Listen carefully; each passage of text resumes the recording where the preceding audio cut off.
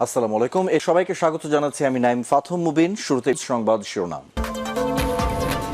বাংলাদেশের সর্বশেষ গুরুত্বপূর্ণ আপডেট সংবাদে আপনাকে স্বাগত। শুরুতেই সংবাদ শিরোনাম, পরে বিস্তারিত।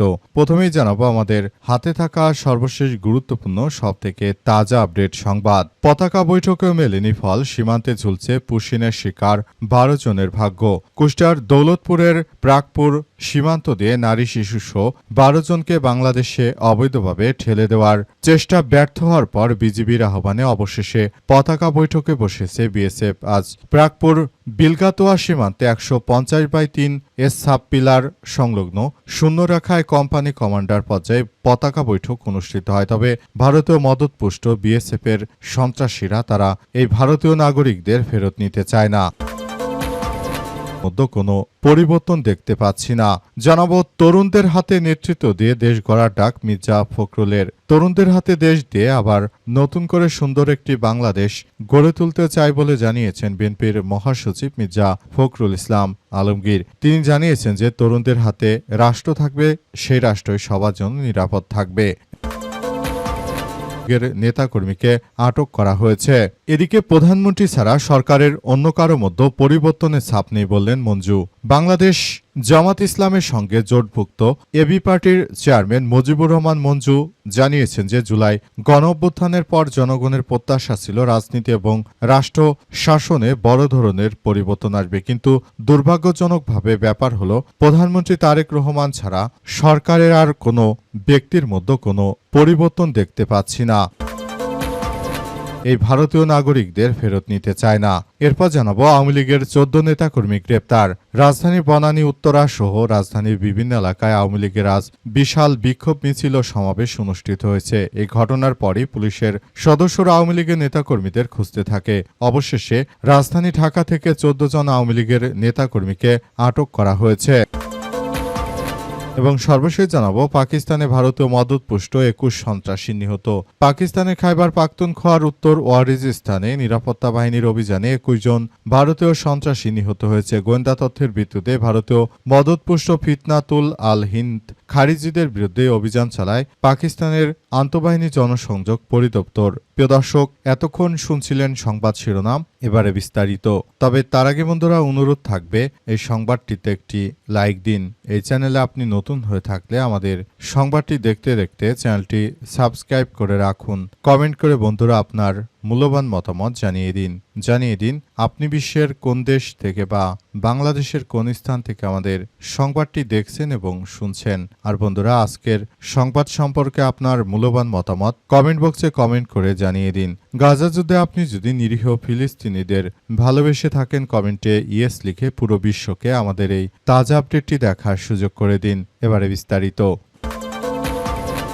তরুণদের হাতে নেতৃত্ব দিয়ে দেশ গড়া ডাক মির্জা ফখরুলের। বিএনপির মহাসচিব মির্জা ফখরুল ইসলাম আলমগীর জানিয়েছেন যে বাংলাদেশে যারা তরুণ নেতৃত্ব রয়েছে, আমরা চাই তাদের হাতে বাংলাদেশকে তুলে দিতে। আমরা চাই নতুন একটি সুন্দর ও সমৃদ্ধির একটি আধুনিক বাংলাদেশ গড়ে তুলতে। সেজন্য আমরা তরুণ নেতৃত্বকে সামনে আনতে চাই বলে জানিয়েছেন বিএনপির মহাসচিব মির্জা ফখরুল ইসলাম আলমগীর। তিনি আরও জানান, বাংলাদেশকে পরিচালনা করার জন্য আমরা মূলত নতুন করে সবকিছু দেখভাল করছি এবং আমরা আমাদের তারেক রহমানের নেতৃত্বে মূলত বাংলাদেশটাকে সুন্দরভাবে গড়ে তুলতে চাই বলে জানিয়েছেন মির্জা ফখরুল। তিনি সবাইকে নিয়ে সুন্দর পরিবেশের মধ্য দিয়ে বাংলাদেশটাকে আবারও সুন্দর ও সমৃদ্ধ ও সাফল্যমণ্ডিত করার জন্য তিনি ইতিমধ্যে এসব বিষয়গুলো নিয়ে তিনি কার্যক্রম চালিয়ে যাওয়ার নির্দেশনা দিয়েছেন। তিনি আরও জানান, আমি বাংলাদেশের প্রতিটি মানুষকে বলতে চাই, আপনারা যার যার জায়গা থেকে পুরো পরিস্থিতি সুন্দরভাবে গড়ে তুলুন এবং আপনাদের হাত ধরেই বাংলাদেশ এগিয়ে যাবে সেই প্রত্যাশা করেছেন তিনি আরও জানান যে বাংলাদেশটাকে সুন্দরভাবে গড়ে তোলার মধ্য দিয়ে আমাদের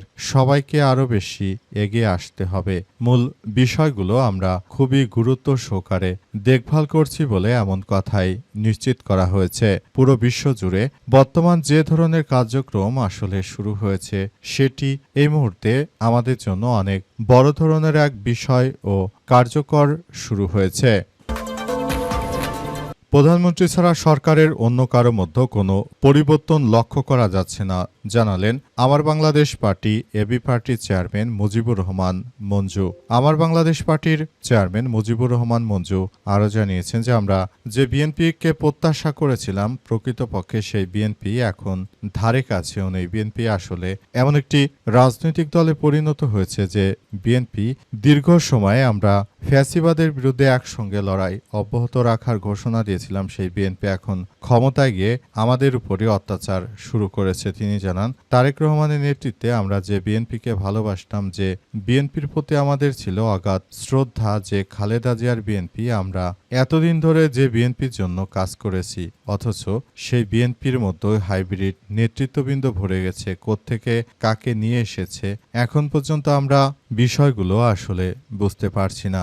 আমরা মনে করি যে বর্তমান সময়ে বিএনপির নেতৃত্ববৃন্দর মধ্যে আরও ব্যাপক পরিবর্তন দরকার। দেশের জনগণ তাদের প্রতি আস্থা হারিয়ে ফেলেছে, তীব্র আস্থার সংকটে পড়েছে বিএনপি বলে অভিযোগ করেছেন মুজিবুর রহমান মঞ্জু। তিনি আরও জানিয়েছেন যে এই ধরনের সন্ত্রাসী কার্যক্রম যদি দেশ জুড়ে অব্যাহত থাকে, সারা দেশে চুরি ছিনতাই ডাকাতি রাহাজানি গণভোটের কোনো খোঁজ খবর নেই ইত্যাদি নানা বিষয় নিয়ে যে সরকার যে ধরনের কার্যক্রম আসলে চালিয়ে যাচ্ছে সেটি আমরা কোনোভাবেই বিশ্বাস করতে পারছি না। এটি ফ্যাসিবাদ বিরোধী আন্দোলনের সেই বিএনপি, তারা আওয়ামী লীগের মতো একই কায়দায় ব্যাংক ডাকাত লুটপাট সন্ত্রাসী রাহাজানি মানুষ হত্যা ধর্ষণ গুমসহ সব অপরাধী করে বেড়াচ্ছে। আওয়ামী লীগের 14 নেতাকর্মী গ্রেপ্তার। রাজধানী বনানী এলাকায় কার্যক্রম নিষিদ্ধ সংগঠনের নেতাকর্মীরা মিছিল করার পর থেকে তাদেরকে গ্রেপ্তারের জন্য মাঠে নামে আইন শৃঙ্খলা রক্ষাকারী বাহিনীর সদস্যরা। তারা মাঠে নেমে আইন শৃঙ্খলা রক্ষাকারী বাহিনীর সদস্যরা তারা মূলত নতুন করে বর্তমান সরকারের বিরুদ্ধে নানাবিধ যারা কার্যক্রম চালাচ্ছে তাদের বিরুদ্ধে মূলত সরকার এই কার্যক্রমগুলো শুরু করেছে। নতুন করে আবারও বাংলাদেশে যারা এই ধরনের বিষয়গুলো সামনে নিয়ে এসেছে, বিশেষ করে আওয়ামী লীগের যারা নেতৃত্ববৃন্দ রয়েছে তাদের ব্যাপক আকারে এই কার্যক্রমগুলো দেখা যাচ্ছে যে তারা সারা দেশ জুড়ে এই ধরনের অনাকাঙ্ক্ষিত ঘটনাগুলো ঘটানোর চেষ্টা করছে। তাদেরকে একদম গ্রেপ্তার করে জেল হাজতে পাঠানো হচ্ছে। অনেক আওয়ামী লীগের নেতাকর্মীরা জানাচ্ছে যে আমাদেরও রাজনৈতিক অধিকার আছে, মাঠে আমরা আমাদের দলের নেতাকর্মীদের জন্য স্লোগান দিতে পারি, মিছিল দিতে পারি, যেটা খুশি সেটা করতে পারি, কিন্তু তারা আমাদের বিরুদ্ধে যে ধরনের আসলে অবর্ণনীয় অত্যাচার করছে সেটা কিন্তু আমরা বিগত সময় এত অত্যাচার করিনি। আমরা 17 বছর ধরে যদি আওয়ামী লীগের নেতাকর্মীরা বিএনপির বিরুদ্ধে কার্যক্রম চালাতাম তাহলে বিএনপি কিন্তু দেশে থাকতে পারত না, কিন্তু আমরা সেটা করিনি বলে জানিয়েছেন তিনি। এবং তিনি পুরো বিষয়গুলো নিয়ে খুবই গুরুত্ব সহকারে সবকিছু করছেন। মূলত নতুন করে আবারও দেশ জুড়ে এই ধরনের কার্যক্রমগুলো আবার সৃষ্টি হচ্ছে। সারা দেশ জুড়ে যারা এই ধরনের অনাকাঙ্ক্ষিত আওয়ামী লীগের নেতৃত্ববৃন্দ সহ যারাই এই ধরনের কার্যক্রমের সঙ্গে যুক্ত রয়েছেন তাদের বিরুদ্ধে ব্যাপক কার্যক্রম চালানো হচ্ছে। পতাকা বৈঠকে মেলেনি ফল, সীমান্তে ঝুলছে পুশিনের শিকার 12 জনের ভাগ্য। কুষ্টিয়ার দৌলতপুরের প্রাকপুর সীমান্ত দিয়ে নারী শিশু সহ 12 জনকে বাংলাদেশে অবৈধভাবে ঠেলে দেওয়া বা পুশিনের চেষ্টা ব্যর্থ করার পর বিজিবির আহ্বানে অবশেষে পতাকা বৈঠকে বসেছে বিএসএফ। আজ 9:30টার দিকে প্রাকপুর বিলগাতোয়া সীমান্তে 150/3 সাবপিলার সংলগ্ন শূন্যরেখায় কোম্পানি কমান্ডারের এক পর্যায়ে পতাকা বৈঠক অনুষ্ঠিত হয়। বৈঠকে বিজিবি অবৈধ পুশিনের ঘটনায় তীব্র প্রতিবাদ জানায় এবং বাংলাদেশের সীমান্তের কাছে কাঁটাতারে ভারতীয়দের ভূখণ্ডে অবস্থানরত নারী শিশুসহ 12 জনকে ফিরিয়ে নেওয়ার আহ্বান জানায় বিজিবির সদস্যরা। এই ঘটনার পর ভারতের মদতপুষ্ট সন্ত্রাসী গোষ্ঠী বা বিএসএফ এর সদস্যরা তারা এখন পর্যন্ত এখান থেকে কাউকে ফিরিয়ে নেয়নি বলে তথ্য জানা গেছে। মূলত ওই ব্যক্তিদেরকে বাংলাদেশে ফেরত পাঠানোর চেষ্টা করা হচ্ছে।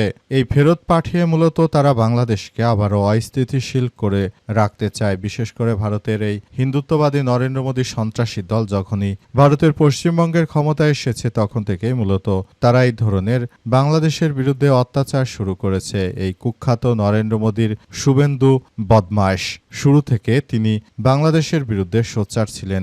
বিশেষ করে শেখ হাসিনা সরকারের পতনের পর থেকেই তিনি বাংলাদেশের বিরুদ্ধে প্রতিনিয়ত গালমন্দ করতেন এবং তিনি মূলত সংবাদ সম্মেলনে এসে তারপর বাংলাদেশের বিরুদ্ধে নানাবিধ অপকর্ম প্রচার করে বেড়াতেন এই সন্ত্রাসী শুভেন্দু। অবশেষে শুভেন্দু সন্ত্রাসীর পশ্চিমবঙ্গে যখনই ক্ষমতায় এসেছে তখনই আসলে পুরো পশ্চিমবঙ্গ জুড়ে বিশেষ করে মুসলিম ও বাংলাদেশ এর বিরুদ্ধে অনেক বিদ্বেষী কার্যক্রম ছড়িয়ে দিচ্ছে কুখ্যাত সন্ত্রাসী শুভেন্দু।